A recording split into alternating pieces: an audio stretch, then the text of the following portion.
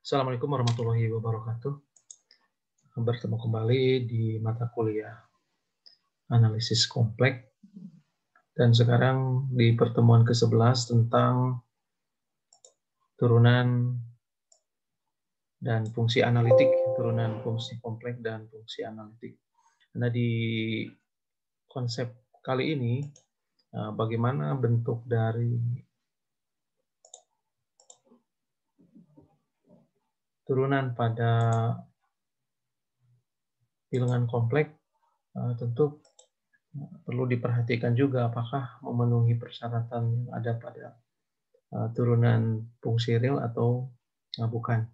Nah, di sini limit dan kekontinuan fungsi kompleks merupakan syarat untuk dapat memahami konsep turunan fungsi kompleks. Jadi untuk menentukan turunan fungsi kompleks tentu sifat-sifat dari limit itu harus diingat kembali.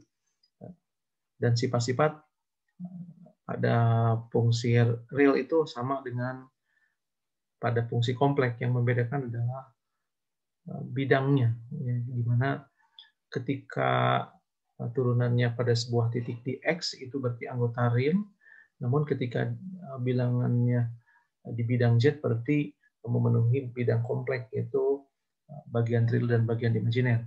Secara geometris terdapat kesukaran dalam menggambarkan fungsi kompleks secara utuh, ya. Demikian pula dalam pembahasan turunan fungsi kompleks, gambar yang diberikan hanya ilustrasi pada domain fungsi tersebut. Jadi sulit untuk mengilustrasikan sebuah turunannya karena pada bidang kompleks. Nah, turunan fungsi, kita misalkan W sama dengan Fz di titik Z0 adalah F aksen Z0 sama dengan limit dari Fz dikurangi Fz0 per Z kurangi Z0 ketika Z-nya menuju Z0. Ya.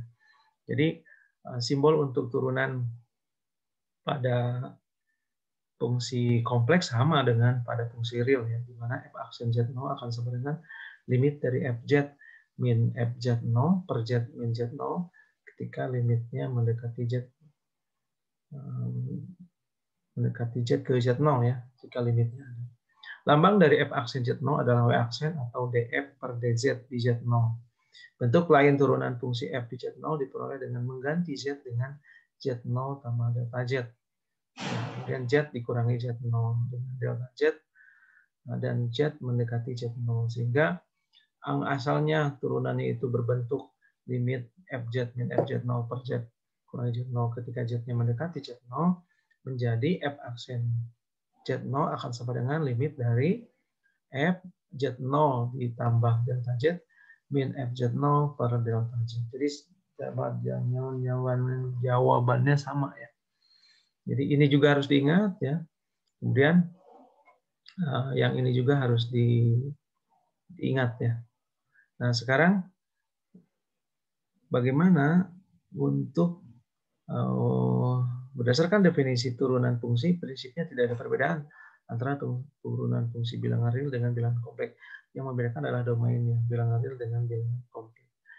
Nah, jadi fungsi turunan tadi F aksen Z adalah F Z tambah delta Z min Fz per delta Z ketika Z mendekati 0, ataupun tadi bisa dengan Fz min Fz0, ya, per Z min Z0 ketika Z-nya mendekati Z0. Nah, sekarang contoh turunan dari Fz sama dengan C, di mana C konstanta. Ya, kalau dalam fungsi real kan turunan konstanta adalah 0. Bagaimana cara menunjukkannya? Ya, begini membuktikannya. Karena Fz sama dengan C, sehingga F aksen Z sama dengan limit dari Fz tambah delta Z min Fz per delta Z. Ya, jadi Fz ditambah delta Z berarti kan konstanta di sini, ya, C. Fz-nya C min C per delta Z. 0. Ya, jadi limit 0 adalah 0, sehingga terbukti bahwa limit dari sebuah konstanta adalah 0, ya. Nah, sekarang perbedaannya terletak pada titik limit atau titik clusternya, ya. Pada definisi 312 W sama dengan Fz, fungsi dalam Z, contoh 311 itu merupakan pembuktian turunan bilangan kompleks sama pada bilangan kompleks turunan fungsi konstanta sebagai 0. Ya, tentukan fungsi turunan dari Fz sama dengan Z kuadrat. Pasti kan saudara tahu, ya, ini adalah hasilnya Z kuadrat adalah 2Z, ya. Jadi syarat membuktikan turunan yang pertama tentukan terlebih dahulu F dikali dengan Z tambah Z, delta Z. Cari dulu ini, kemudian misalkan kalau FZ-nya sama Z tambah 1, maka FZ tambah delta Z menjadi, ya tinggal disubstitusikan, yang asalnya Z menjadi Z, sekarang jadi Z tambah delta Z tambah 1. Substitusikan ke F aksen Z. Ya, yaitu limit dari FZ tambah delta Z dan FZ per delta Z dari delta Z mendekati 0. Ya, tinggal disubstitusi, jadi kuadrat, ini diuraikan, jadi Z kuadrat, ya ini diuraikannya, Z kuadrat tambah 2Z delta Z tambah delta Z kuadrat dikurangi Z kuadrat, karena habis ya. Ini karena habis Z kuadratnya, sehingga sisanya tinggal limit 2Z dikali delta Z ditambah delta Z kuadrat per delta Z. Sehingga hasilnya limit 2Z tambah delta Z ketika delta Z-nya mendekati 0. Sehingga jawabannya 2Z. Ya, bandingkan contoh 312 dan contoh 313. Apabila kita telah memperoleh fungsi turunan, yaitu F aksen Z, maka turunan fungsi FZ di Z0 tinggal mengganti Z dengan Z0 apa, asalkan F aksen Z0-nya ada. Tentukan fungsi turunan dari FZ sama dengan konjugat. Ya. Jadi ini silakan saja dicoba dikerjakan ya. Berarti kan tinggal disubstitusi ya ke sini. Ya, ketika Z tambah delta Z berarti konjugat dari Z ditambah delta Z. Nah, tanpa menguraikan terlebih dahulu X-nya ya. Jadi tidak perlu, tinggal substitusikan saja. Nah, sekarang jika FZ-nya sama dengan Z pangkat N, N-nya ambil bulat dan N yang lebih besar sama dengan 0, maka M aksen Z-nya N dikali Z pangkat N-1. Ini sama. Ya. Ketika di real put bentuknya seperti ini. Sekarang kan ada teorema 312, teorema penjumlahan turunan dari sebuah penjumlahan akan menghasilkan M aksen Z tambah G aksen Z. Begitupun dengan perkalian akan menjadi F aksen Z dikali GZ tambah FZ dikali G aksen Z. Untuk pembagian pun juga sama. Nah, sekarang kita akan lakukan sebuah contoh ya, contoh turunan dari operasi tambah dan operasi kurang. Jadi turunan diketahui ada FZ, 2Z pangkat 3 min Z kuadrat tambah Z min 3, tentukan DF per DZ. Jadi masing-masing ini diturunkan.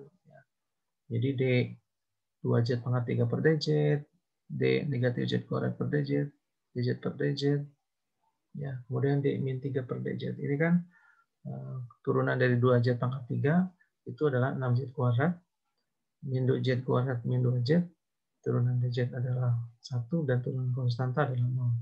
Sehingga hasilnya adalah FZ dari F aksen ya, F aksen Z yaitu 6Z kuadrat min 2Z tambah 1. Ya, contoh lain, diketahui FZ-nya adalah 3Z kuadrat min 5Z tambah 6, untuk Z0-nya sama dengan negatif 1 tambah I.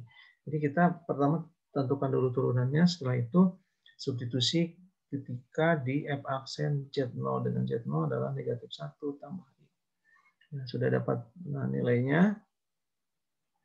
Ya, FZ0-nya sudah dapat ya di sini ya, F aksen Z0-nya adalah 6Z0 min 5. Nah, F aksen Z0 di negatif 1 tambah I menjadi negatif 11 tambah 6I atau 6I min 11. Ya, ketika turunannya di sebuah titik.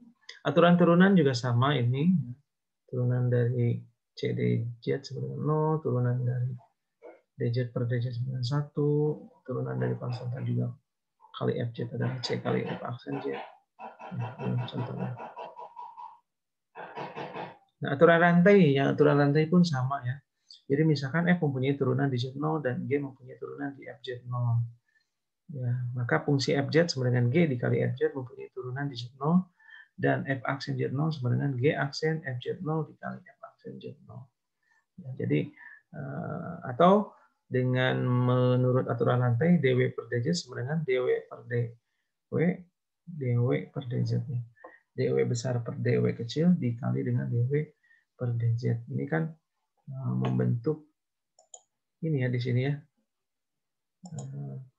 Nah ini kan ya. Ini kan untuk aturan rantainya di sini. Ya, jadi itu adalah aturan rantainya. Nah ini ya. Nah, ini aturan rantainya. Nah, tentukan turunan dari fungsi FZ sama dengan 2Z kuadrat tambah I pangkat 5 dengan menggunakan aturan rantai. Jadi jangan bingung dulu, kita gunakan aturan rantai, mana yang paling luar, kemudian mana yang kita misalkan. Ini rantainya bisa 1, bisa 2, bisa 2, bisa 3, bisa 4, dan lain sebagainya. Kita misalkan yang paling dalam itu adalah W sama dengan 2Z kuadrat tambah 1. Dan ini tidak lain, bagian luarnya itu adalah W pangkat 5. Sehingga dW besar per dz sama dengan dW per dW kecil dikali dW per dz. Ya, dW per dW ini kan ini. Jadi turunan dari W pangkat 5 adalah 5W pangkat 4. Dikali dengan turunan dari W 2Z kuadrat tambah 1 per dz 4Z. Jadi tinggal 5W pangkat 4. Ya, W-nya disubstitusi lagi. Ya. Jadi ini kan kalau ini 5 kali 4Z adalah 20Z. 20Z dikali W pangkat 4. Jadi 2Z kuadrat tambah I pangkat 4. Wah, boleh sampai di sini, boleh.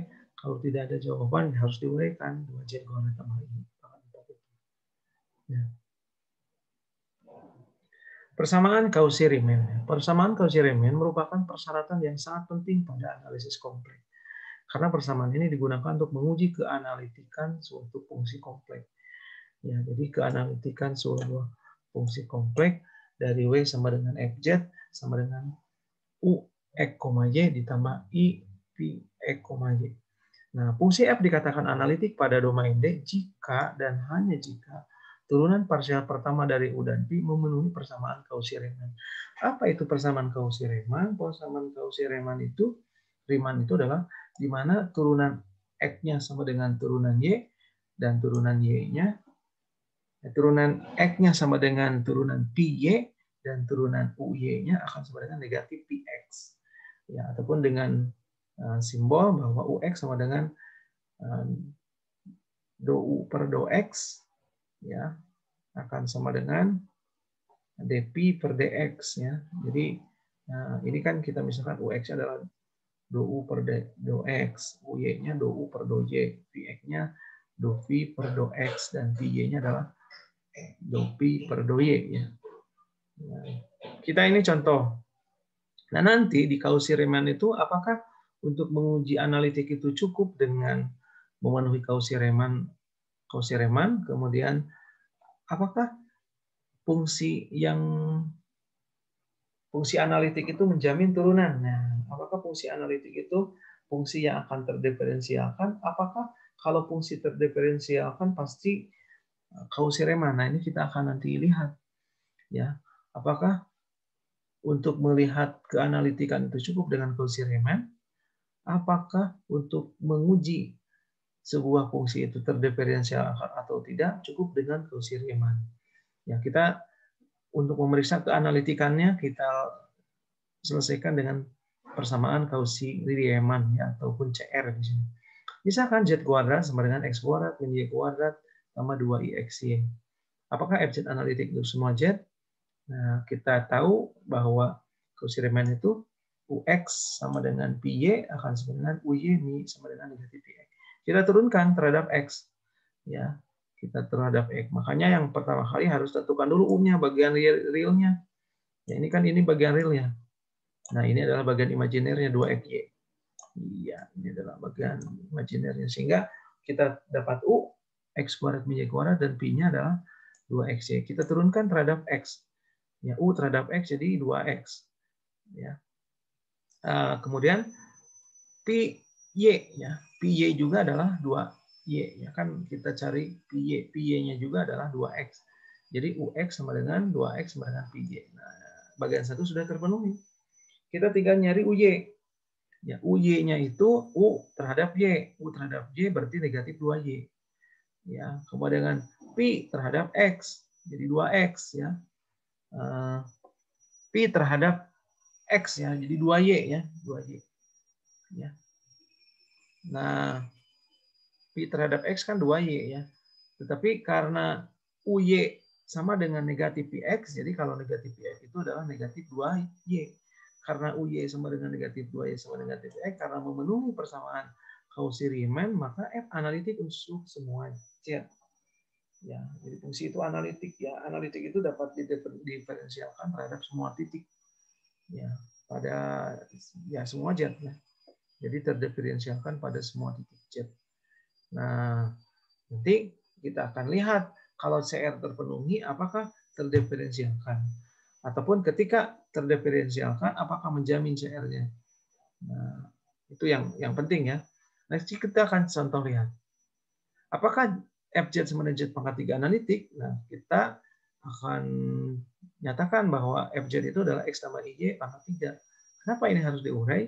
Karena akan mencari masing-masing bagian real dan bagian imajiner, yaitu U. Nah, U-nya dan P-nya. Ya, cari dulu ini diuraikan. Kita dapat U, ini adalah U-nya, dan ini adalah Y-nya ya. V-nya ya, maaf. Ini V-nya dan ini adalah U-nya. U-nya adalah X pangkat 3 min 3 Y kuadrat. Berarti kan turunan terhadap X-nya, ini kan kalau ini terhadap X-nya, karena ada 2 X ya masing-masing ya, 3X kuadrat min 3Y kuadrat. Juga sama dengan PY. Dan UX, ya UY-nya itu berarti ini tinggal negatif 6X ya. Nah, karena kan terhadap Y ya, berarti ini 0 ya. Karena terhadap Y, UY itu X pangkat 3 tidak ada karena tidak ada variabel Y di X pangkat 3. Karena memenuhi persamaan CR, maka F analitik juga untuk semua Z. Jadi kalau memenuhi CR, maka analitik pada semua Z. Nah sekarang, ya untuk penguatan ya, ini juga ada bahan yang mampu ya yang nanti akan saudara pelajari ya. Jadi tadi mengingatkan kembali bahwa turunan itu sama dengan bentuk limit dari FZ tambah H min FZ per H ketika hanya mendekati 0. Nah,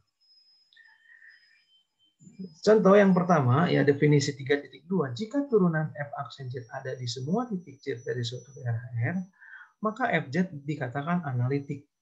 Nah, ini kalau jika turunan FZ-nya ada, maka analitik.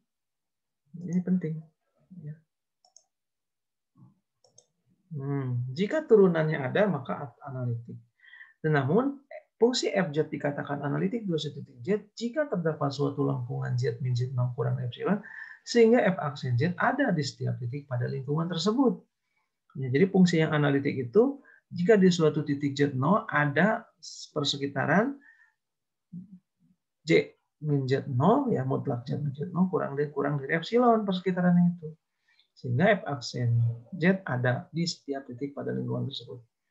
FZ analitik, ya. FZ analitik di Z, maka FZ continue ya di Z0. Nah ini. Ya. FZ analitik di Z0. Ya. Z0 ya.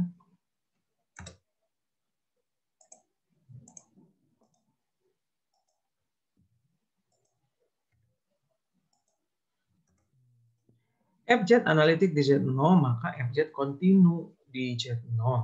Dan berikan contoh kebalikannya, tidak selalu berlaku benar. Jadi kalau FZ analitik, maka FZ continue. Ya. FZ analitik di Z0, maka berlaku FZ0 tambah H min FZ0, ini diuraikan, kemudian dikali dengan H per H, menjadi bentuk FZ0 tambah H min FZ0 dikali H per H. Kemudian dibentukkan limit, ya, kedua ruas dibentukkan limit, sehingga menjadi limit FZ0 tambah H min FZ0, ya, ini menjadi limit ini, ya, ini sama saja penulisannya. Nah, akan sama dengan limit dari FZ0 tambah H min FZ0 dikali limit H per H, ya, FZ0 tambah H min FZ0 per H, H-nya mendekati 0 dikali dengan limit H ketika hanya mendekati 0. Ini kan limit konstanta ya 0 ya, sehingga ini kalau ini kan F aksen Z0. Jadi F aksen Z0 kali 0 sama dengan 0. Sehingga nilai yang ini ya, nilai yang ini itu 0. Ya, karena F aksen Z0 ada, ya, sehingga limit FZ0 tambah FZ0 sama dengan 0. Sehingga limit dari FZ0 tambah H sama dengan ketika hanya mendekati 0 sama dengan FZ0. Ini kan ada limitnya. Jadi continue. Ya, terbukti bahwa ketika FZ-nya analitik, maka F-nya kontinu. Tapi tidak selamanya benar kebalikannya. Yang kontinu belum tentu analitik. Tapi kalau analitik pasti kontinu. Nah, sekarang sebaliknya, kalau Fx kontinu bagaimana? Nah, kita lihat. Ya, karena kontinu kan tadi limitnya adalah kita tulis ini di bentuk lain Z tambah delta Z min Z per delta Z. Kemudian limit dari konjugat X tambah IY per tambah delta X tambah delta IY min X tambah IY. Ya, ini kan delta X, delta Y mendekati 0 ya. Ketika delta Z mendekati 0 itu sama saja dengan delta X, delta Y mendekati 0. Ya, sekarang ya ini diselesaikan menjadi limit X min Y tambah delta X ya min delta IY min X min Y ya. Jadi masing-masing dikonjugatkan. Delta X tambah delta Y. Ketika di bagian real ya, ini ada bagian real, nah ini kan habis ya, ini habis ya. Jadi X min Y, ini min X min Y jangan habis. Jadi tinggal limit delta X min delta IY per delta X tambah delta IY. Nah, delta X, delta Y mendekati 0. Untuk delta Y mendekati 0, maka tinggal delta X per delta X dengan 1. Untuk delta X mendekati 0, jadi negatif. Akibatnya FZ tidak analitik di mana-mana, dan ini menunjukkan bahwa fungsi yang kontinu tidak perlu memiliki turunan atau tidak perlu analitik. Ya, jadi kalau fungsi analitik pasti kontinu, kalau kontinu belum tentu dia analitik. Ya, jadi ini akibatnya FZ tidak analitik di mana-mana, dan hal ini menunjukkan bahwa fungsi yang kontinu tidak perlu memiliki turunan atau tidak perlu analitik. Ya, di 0 ya ini ya, di Z 0. Persamaan Saussure-Riemann tadi sama ini ya. Nah, di sini di bagian ini ada sebuah catatan. Jika syarat CR tidak dipenuhi, maka F terdiferensial di Z. Jika syarat CR tidak terpenuhi, maka F tidak terdiferensialkan di Z. Jadi kalau CR tidak terpenuhi, maka tidak terdiferensialkan. Namun sebaliknya, jika syarat CR dipenuhi, maka F tidak atau terdiferensialkan di Z. Kalau CR-nya tidak terpenuhi, otomatis tidak terdiferensialkan. Tapi kalau CR-nya dipenuhi, F-nya belum tentu bisa diferensialkan, bisa tidak. Ya, karena syarat CR itu hanya syarat perlu untuk keterdiferensialan. Jadi kalau CR terdiferensialkan, ya CR terpenuhi, maka belum tentu gitu ya, belum tentu. Tapi kalau CR-nya tidak terpenuhi, maka pasti tidak terdiferensialkan. Kalau CR tidak dipenuhi, maka F tidak terdiferensialkan. Namun jika CR-nya dipenuhi, nah kita periksa dulu. Ya contohnya ini, ya buktikan fungsi FZ sama dengan X pangkat 3 dikali dengan I tambah I min Y pangkat 3 I min I per X kuadrat tambah Y kuadrat dan F0 sama dengan 0 tidak terdiferensial di 0 yang memenuhi CR. Nah, ini maksudnya ya CR dipenuhi tapi tidak terdiferensialkan di 0. Ini kerjakan sebagai latihannya. Ini dicoba ini. Ya, silahkan dia memenuhi CR ya, tapi dia tidak memenuhi terdiferensialkan di titik 0. Nah, ini tentu kita pisahkan dulu mana bagian UX yang dan mana bagian UY-nya ya, bagian U-nya mana? Ya, bagian U-nya mana, bagian imajinernya mana, bagian U-nya bagian real dan P-nya bagian imajinernya. Ya. Jadi jika diketahui W sama dengan FZ sama dengan UX Y ditambah I V X Y analitik dalam suatu daerah ya, dan persamaan Cauchy-Riemann du per dx sama dengan dv per dy sama dengan du per dy sama dengan negatif dv per dy tunjukkan bahwa A syarat perlu dan syarat cukup agar W analitik. Ya, jadi untuk menguji analitik itu digunakan Cauchy-Riemann ya. Syarat perlu agar FZ analitik dengan Cauchy-Riemann. Ya.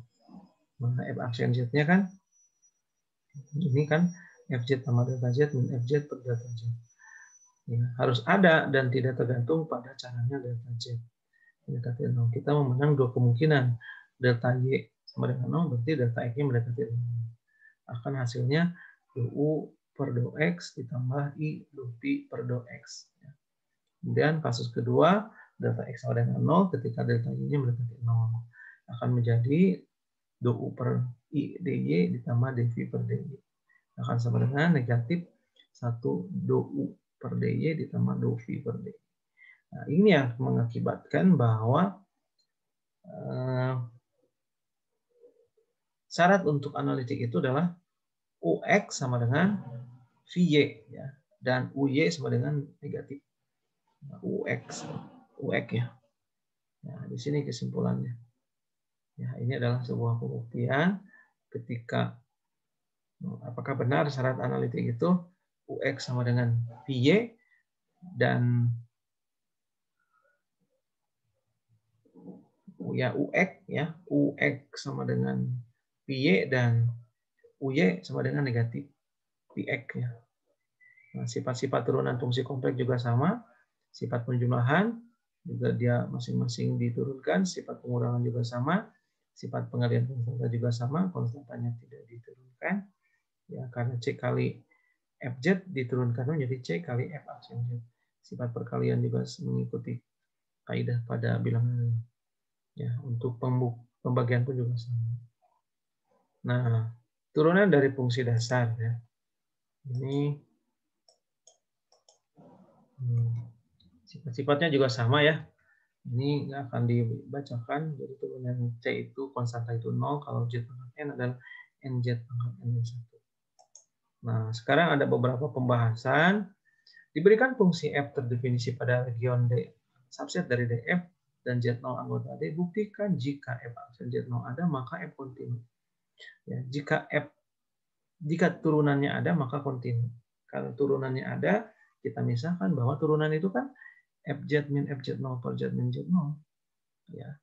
Sekarang kita tulis limit FZ akan sama dengan, ya, ini dari mana FZ-nya? Tidak lain adalah bentuk dari FZ sama dengan FZ min FZ0 tambah FZ0. Kan ini ekivalen. Sehingga kita tulis pada limitnya menjadi FZ min FZ0 per Z kali per Z min Z0 dikali Z min Z0 tambah FZ0. Masing-masing dilimitkan. Ini karena ini hasilnya 0, maka limit FZ akan sama dengan F aksen Z0 kali 0 tambah FZ0. Jadi limit FZ sama dengan FZ0. Jadi terbukti bahwa F kontinu. Ya, kenapa dia kontinu? Karena tiga syarat terpenuhi. Ya, F aksen Z-nya ada, ya, FZ0-nya ada, dan limit FZ sama dengan FZ0. Karena limit FZ ketika Z-nya mendekati Z0 sama dengan FZ0, jadi terbukti bahwa F kontinu. Ya.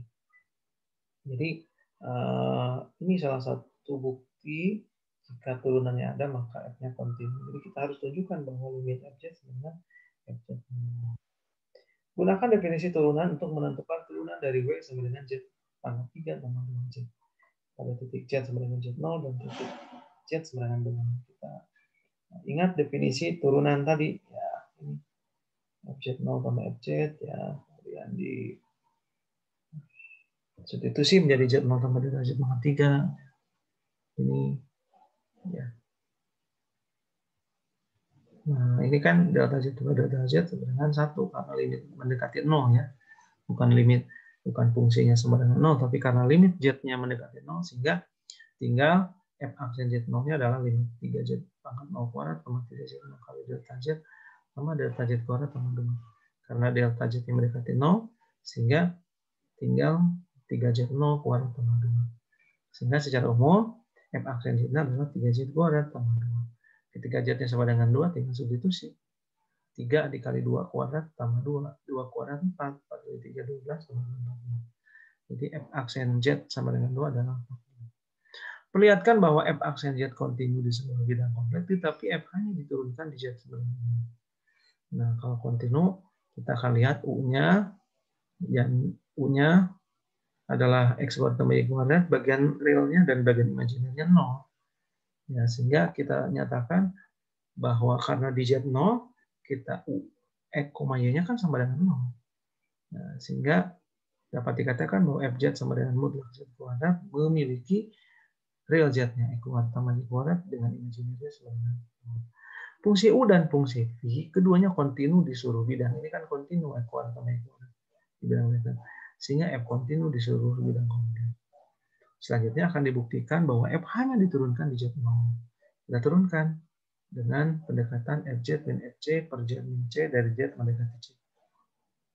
Nah, ini kan nilai mutlak Z kuadrat sama dengan Z kali Z konjugat. Ini harus diingat. Nah, ini harus diingat ya. Harus diingat. Sehingga limit konjugat ketika Z-nya mendekati C sama dengan 0. Ya. Nah, sekarang ini nah, di sini kan FZ min F0 ya, karena C-nya 0 ya. Jadi langsung saja di sini 0. Nah, gitu ya. Karena sudah Z-nya sama dengan 0.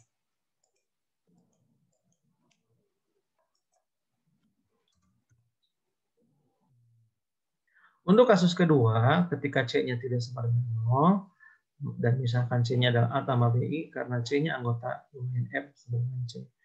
Kita substitusikan, ya, jadi FZ min FC ya, FZ-nya kan X kuadrat tambah Y kuadrat, ya, tadi kan sudah diketahui ya, FZ-nya min A kuadrat min B kuadrat, FC-nya, kemudian per X min A ya, tambah I min B ya, ini dari penguraian ini ya, ketika X, Y-nya mendekati A, B. Selanjutnya pengujian limit dapat dipilih X sama dengan A dan Y sama dengan B. Sepanjang Y sama dengan B berarti X sama dengan A. Ya, jadi Y sama dengan B, maka limitnya X mendekati A. Y sama dengan B disubstitusikan, hasilnya adalah limit dari X kuadrat min A kuadrat per X min A ketika X mendekati A menjadi limit X tambah A, X mendekati A jadi 2A. Nah, sedangkan di limit ketika X sama dengan A, Y-nya mendekati B, maka menjadi negatif 2IB, kan tidak sama. Karena F aksen C tidak sama dengan 0 memiliki nilai limit yang berbeda, sehingga F aksen C tidak ada. Ya, masih diingatkan bahwa untuk menentukan turunannya ada itu sama nggak UX dan UY-nya ketika didekati dari titik yang sama. Ya. Titik A ketika didekati titik yang berbeda, hasilnya harus sama karena ada di persekitaran itu. Akibatnya F kontinu di seluruh bidang, tetapi hanya diturunkan di Z pangkat 5. Ya, tentukan turunan dari Z pangkat 3 min Z min Z pangkat 3 min Z pangkat negatif 2 dikali Z kuadrat. Ini pakai turunan perkalian ya. Ini kan bentuk dari perkalian dua fungsi. Ya, jadi tinggal ingat rumusnya ya, dan hasilnya dilanjutkan di latihan. Kalau ini bisa sebagai aturan rantai. Ya. Kemudian diberikan fungsi FZ sama Z kuadrat, tentukan turunan parsial dari FZ apakah memenuhi persamaan Cauchy-Riemann. Ya, jadi tentukan turunan parsial dari FZ apakah memenuhi persamaan Cauchy-Riemann. Cauchy-Riemann tadi kan apakah UX sama dengan UY, apakah PX sama dengan negatif, apakah PY sama dengan negatif PX. Nah, ini kan cari dulu bagian real dan bagian imaginary. U-nya dapat X kuadrat min Y kuadrat dan V-nya adalah 2X. Nah, UX ya, turunkan terhadap X jadi 2X, terhadap Y jadi negatif 2Y. PX ya, PX-nya jadi 2Y dan PY-nya jadi 2. Karena memenuhi, maka Z sama dengan Z kuadrat analitik ya. Jadi berdasarkan turunan pertama parsial, karena masing-masing merupakan fungsi polinom dan turunan parsial dan hubungan satu dapat disebutkan bahwa F aksen Z memenuhi persamaan Cauchy-Riemann. Jadi analitiknya. Nah, ini sebagai latihan, silahkan dicoba saja. Ya, dicoba saja sebagai latihan. Dan insya Allah nanti kita akan bahas di pertemuan 12 dari beberapa soal yang ada. Terima kasih. Ya, semoga saudara semua di pertemuan 11 ini tetap bersemangat dan Selamat menunaikan ibadah saum dan selamat hari raya Idul Fitri 1440 Hijriah. Taqabbalallahu minna wa minkum. Wassalamualaikum warahmatullahi wabarakatuh.